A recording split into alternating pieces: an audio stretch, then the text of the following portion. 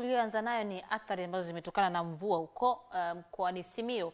Sasa wananchi wamearifiwa kutoka maeneo mbalimbali nchini kuzingatia na kufuata taarifa ambazo zimekuwa zikitolewa na Mamlaka ya Hali ya Hewa Tanzania TMA, ambazo zimekuwa zikitoa tabiri za hali ya hewa ili kujiandaa na kuepukana na athari au madhara ambayo yanatokea endapo watu watafuata miongozo na tahadhari ambazo zimekuwa zikitolewa. Hii ni ripoti ya Mariam Shabani ikieleza zaidi.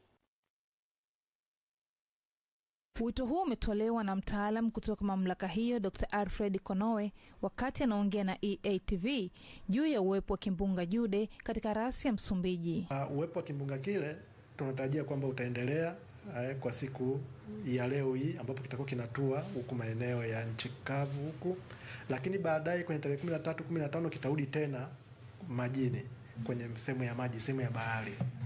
Sasa hali hii tunatarajia pia itaimarisha mifumo ya unyeshaji wa mvua kwenye maeneo mengi ya nchi yetu.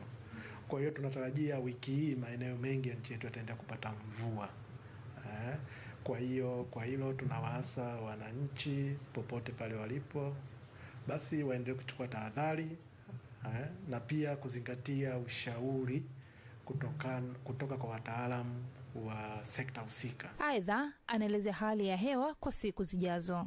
Jana ambapo ilikuwa tarehe 9 kuja leo, siku ya Jumapili kuja Jumatatu, tulikuwa tuna angalizo la uwepo wa vipindi vya mvua kubwa kwenye eneo lile la nyanda za juu kaskazini mashariki, kule mikoa ya Manyara, Arusha, Kilimanjaro na upande wa mashariki wa ziwa Victoria, ambapo tunazungumzia kule maeneo ya Musoma kule.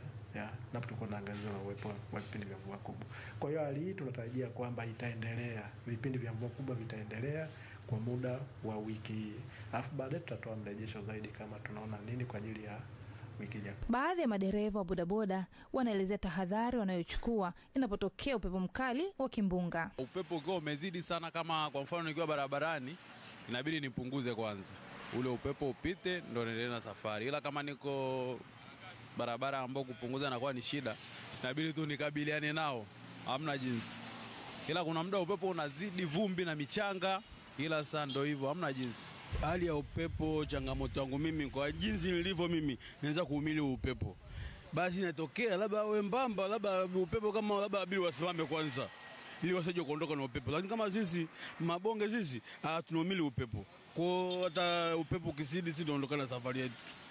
Mamlaka ya hali ya hewa nchini Tanzania TMA imetoa tahadhari kwa wananchi wa nchi kavu pamoja na wale ambao wamekuwa wakifanya shughuli zao katika bahari, katika kuhakikisha kwamba madhara hayaendi kutokea katika shughuli zao za kila siku.